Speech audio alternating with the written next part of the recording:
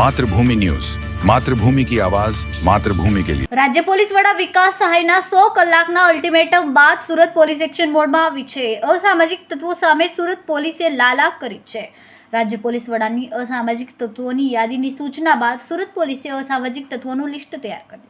સુરત શહેરમાં 1200 થી 1300 ક્રિમિનલોનું લિસ્ટ તૈયાર થયું, જેમાં 300 થી 400 હાર્ડકોર ક્રિમિનલનો સમાવેશ થાય છે। આ પૈકી 20 થી 25 જેટલા ગુસ્સી ટોકના આરોપી તેમજ અસામાજિક તત્વોને ક્રાઇમ બ્રાન્ચ પોલીસે કાયદાનું ભાન કરાવ્યું।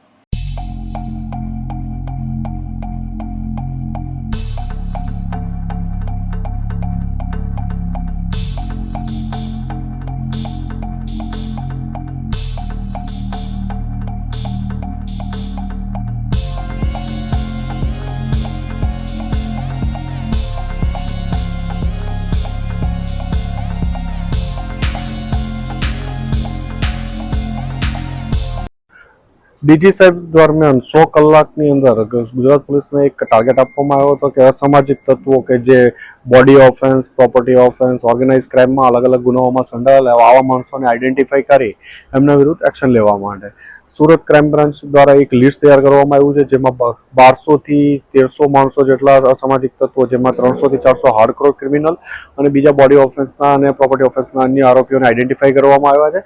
એમાંથી આજ 20-22 આરોપીઓને અહીંયા લાવવામાં આવ્યા છે, એમની પૂછપરછ ચાલુ છે અને એમના વિરુદ્ધ એક્શન લેવાની કાર્યવાહી કરવામાં આવી છે। ખૂબ જ ટૂંકા સમયમાં માતૃભૂમિ ન્યૂઝ ઓટીટી પ્લેટફોર્મ અને મેગા સિટીમાં કેબલ નેટવર્ક સાથે જોડાઈ જશે, તો જોતા રહો માતૃભૂમિ ન્યૂઝ।